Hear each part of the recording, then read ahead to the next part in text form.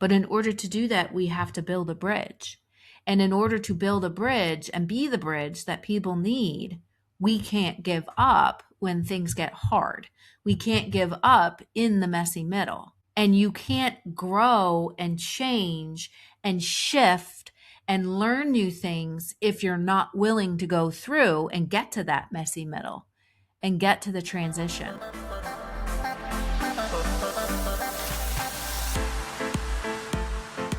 Hello and welcome back to another episode.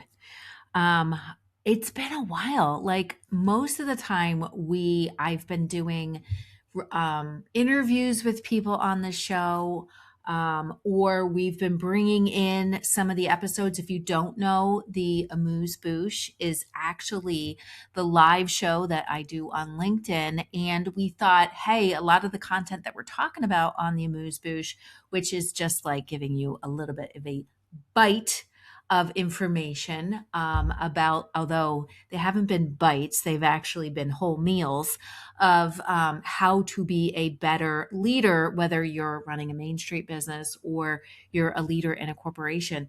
And we thought like they would be really great as we were working on some transitions in my business, which we've been kind of going through for some time, which is what I wanted to talk about today, which is transition and that messy middle. You've heard me talk about it a lot. But what I can tell you is that so many people that I know, people that I work with, people that I talk to on a regular basis that have businesses are in this messy middle and in this process of transition. And I wanted to, and I'll tell you what, that messy middle, that transition is like one of the hardest things to go through, but it's also, it's actually also shows the most growth.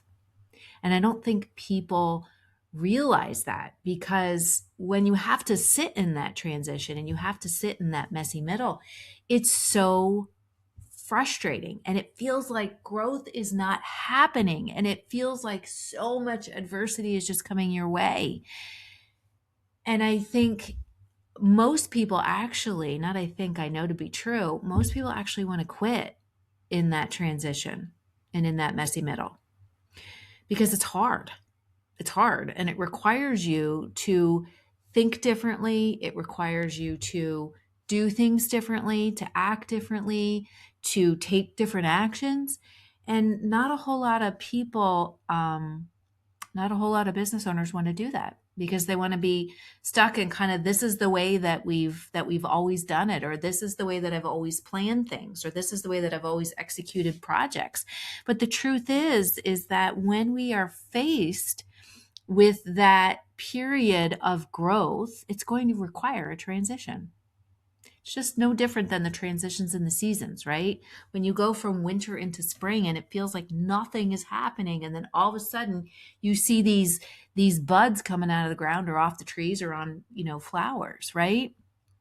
So where this conversation about this kind of came from a couple of different places. Number one is me editing my book and going through the developmental process in writing my book and getting my letter back from my editor, which was just like, oh my God, talk about taking the wind out of your sails. Holy moly. And being like emotional and attached. And again, it's a transition and it's hard. No wonder, like, not a whole lot of people will write a book and go through the process of what it really takes to write a book. So it came from there. It came from, I was listening to something, listening to a podcast, and they were talking about the messy middle and kind of where a lot of business owners are right now with trying to embrace technology and AI, and with all of the things we're experiencing globally. At the time of this recording, there's a war going on between the US and Iran, and the price of gas is just skyrocketing. The price of oil there's everything is just out of control. The price of the food costs have gone up, and it's going to get worse. I mean, I think today at the time of this recording, um, on April 6th, the I think gas is like $5 a gallon, and that's not even the most expensive place in the United States. We're the most expensive state to get gas, and I think probably California is probably worse. I mean, who knows? Anyway, talking about all of that. But it also came from a conversation that I was having last week that really sparked this. And then all of these things that I was just talking about, editing my book, this conversation I'm going to tell you about tomatoes, and this thing that I was listening to about the struggles of when you are trying to move your vision forward and you're being faced with all kinds of adversity and people telling you that you can't do something. What do you do in all of this? And what does it mean? And it comes back to that transition and that messy middle where we have a choice to either give up and just give into the discouragement of all of the circumstances that are happening around us, whether or not we have control over them or we don't, or it impacts us or it doesn't, or whatever, about the just all of these things, how they all kind of came together. And I wanted to share this with you. So how it all started was with my idea for this episode, is working with one of the chefs that I work with in one of the restaurants that I run, that I'm a leader in, and having a conversation with him about tomatoes. And he came to me and he said, Theresa, the price of tomatoes has doubled because of everything that's going on. And, when the price of gas goes up, everything else ends up. We had this conversation yesterday with my family about the price of chocolate, and why is it so expensive? Well, because of what's going on over in the Middle East, what's happening with the price of gas, everything in between, whatever. And I'm having this conversation with him, and he immediately, when he was telling me about the price of tomatoes going up and it's like doubled, immediately his solution was, well, we just need to take them off the menu, which is we're just going to give into this discouragement and this adversity. And I looked at him and I said, all right, let's be solution minded. Let's think about a solution, not just focus on the problem and give in to the problem, which most of the time, there is always a solution. Actually, I don't want to say most of the time. I want to say all the time. There is always a solution. There is always something that we can learn from it, gain from it, and find a solution to it, especially in our businesses. So I said, so your answer or your thing that you're suggesting is we're going to take tomatoes off the menu. Well, let's think about it. Tomatoes is the main thing that we use in most of our dishes. So taking it off the menu, how do you think that's going to impact the business? So I started to give him some 3 options, and because he was like, well, I don't know what to do. Like, we're not going to be able to charge what we're charging now. And I said, well, number 1, what we can do is let's go back and look at how many tomatoes do we need? And is the price that you're getting from this purveyor, is it comparing apples to apples? Are you looking at a different tomato? Are you looking at a different time? When you're looking at your dates, like in the system for historical information, like maybe you need to shift your dates. Maybe the pack sizes are different. Like you need to evaluate all of that stuff. And then once you find that, the next thing that you can do, because diversification is always going to keep your costs down. I don't care if you're a restaurant, a retail store, a manufacturer, diversification is always going to keep your costs down. So I said, well, okay, we can either look at the dish and increase the price of the dish, which a lot of restaurants are doing, or we can look at it and say, all right, maybe for some dishes like sandwiches and stuff, we can offer tomatoes as something that they can add on for an additional dollar or whatever it would be, so that we can end up covering our costs to make sure that our food cost doesn't go crazy and the business can continue to have the operations run. But immediately it was just funny because he went back and he started looking at it and he started shopping it around and came back to me with some other solutions. But immediately his answer was, I want to just give up. We're just going to take this off the menu. Well, then I started thinking about this and remembering a conversation I had with another client of mine and them saying, all of this technology that's coming my way, I'm a brick and mortar store. All of this technology that they're talking about out there, I don't understand how to use it. And all these bigger businesses than mine that are out there and are much more famous than me, they all have an advantage because they know how to use this technology and they know how they're going to be able to implement it to gain more customers. I don't have that. I think I'm going to have to close eventually. And I said, is that your answer? So let's look at this from a solution standpoint. Those bigger businesses don't have the ability to build the connection with their customers like you do because you're small. Just because they already know how to use the technology doesn't mean that you can't learn it.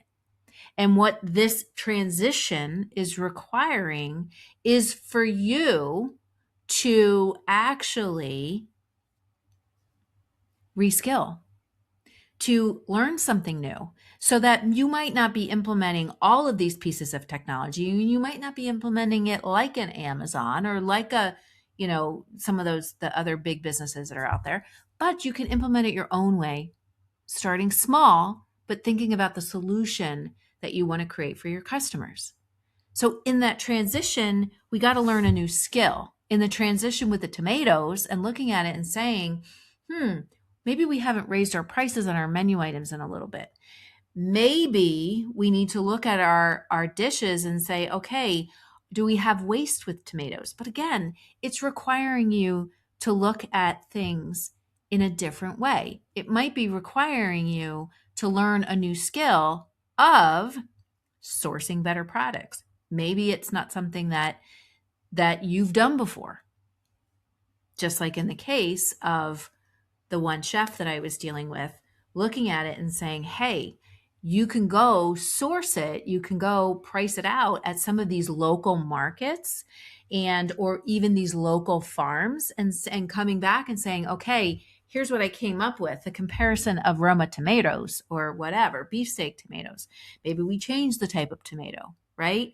It's all part of that transition. Instead of giving in to someone or the external global impact of saying you can't do this because you're small, instead of looking at it that way, looking at it and saying, what is the solution in this situation? What is the solution to the tomato crisis that we're having?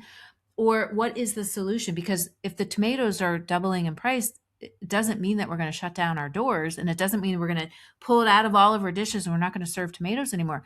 We're going to find a solution in this transition that the business and that really the area, globally we're going through, to find the solutions that can continue to move our vision forward.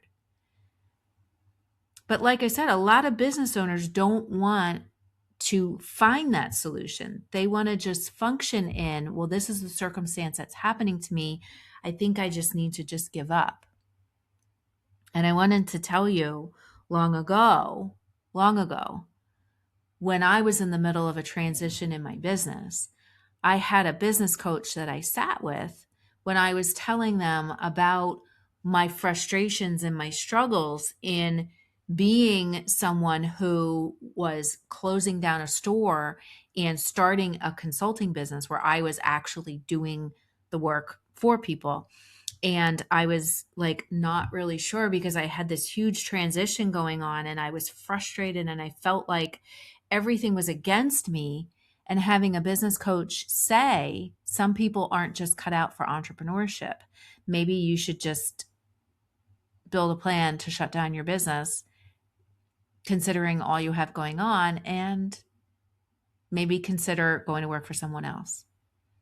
And I had a choice in that moment. I could have listened to that business coach, and I could have looked at it and said, wow, all these things are stacked against me. I could listen to them and say, I'm just going to fold up shop and go work for somebody else, and ignore and let go of this dream that I had that was in my heart. Or I could look at it and say, what solution can I come up with here?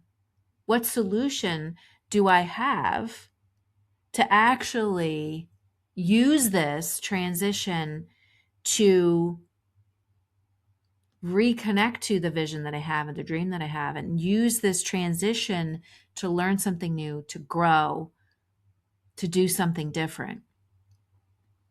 And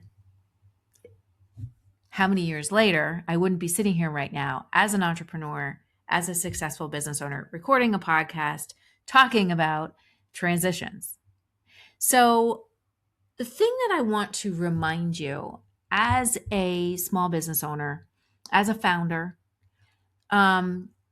and really, if you're someone who's a leader in a business and you're listening to this episode, this relates to you too. So don't think it doesn't. Don't think it excludes you. Is that right now more than ever,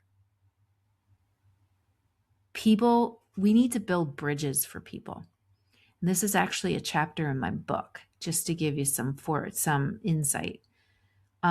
It's one of the main pillars of the framework that I coach people on, which is building a bridge to get you through the transition.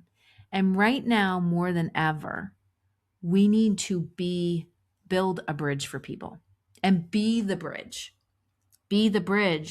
that helps someone else, one of our customers, somebody that works for us, one of our vendors. I mean, maybe even just a friend or a family member, a colleague, a fellow entrepreneur, a fellow business owner. Be the bridge that helps them to get from one side to the other during that period of that transition that is so painful and can be so heartbreaking and frustrating. And it's rare that people want to be that bridge. But if you're listening to this episode, I know that you do, and that you can be that bridge. Because as a founder of a business, as a Main Street business owner, someone who started a business based on a dream and grew it and kept growing it no matter what, you have an even stronger, like a super strength to really be that bridge for people. That bridge that is created to bring together human connection and a stronger and deeper human experience with building economic growth, building a business, generating revenue, and keeping things moving forward. But in order to do that, we have to build a bridge. And in order to build a bridge and be the bridge that people need, we can't give up when things get hard. We can't give up in the messy middle. And you can't grow and change and shift and learn new things if you're not willing to go through and get to that messy middle and get to the transition. The one side of the transition is where you are right now, whatever that current circumstance. And the other side that we want to get to is who you're meant to become. And what happens in the middle is that transition. And it's hard, and it requires not giving up, and it requires tapping into that sixth gear that you heard me talk about so much. And that's also in my book. But when we're willing to be resilient and find that resilience that's within us individually, but also inside of our business, to get through that transition, to get to who we're meant to become, lots of growth and lots of amazing things can happen. So if we go back to the story about the tomatoes, what came out of that was a combination of changing the prices, changing the dishes to make them even more innovative, but also having a slight amount, a dollar upcharge for certain things where most of the time those dishes were coming back and people weren't eating tomatoes on the dish. So it was a combination. It was an innovative 3-part solution. With the story about the brick and mortar business owner who owns a gift shop, what she decided to do is actually found some help and some assistance to learn some of the technology that she needed help with in a place that she wasn't looking but was right under her nose, her daughter. Her daughter who had just graduated from college and really had an interest in her business. And now she's off and running with a new plan, guiding her in the right direction. But it took getting to that messy middle and being willing to sustain it, to get through it, to learn from it, to have some of the junky stuff happen. Because when you do, that's how you're able to be the bridge for someone else. So I hope that this episode helped you.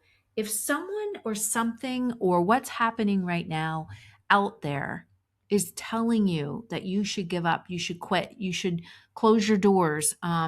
You hear people saying, "Oh yeah, all these Main Street business, like Main Street is going away," or Main Street. No, it can't, because Main Street is the thing that's going to get all of us through this transition that we're experiencing right now. So I hope that this helped you. I would love to hear from you. You can DM me on Instagram if you follow me there.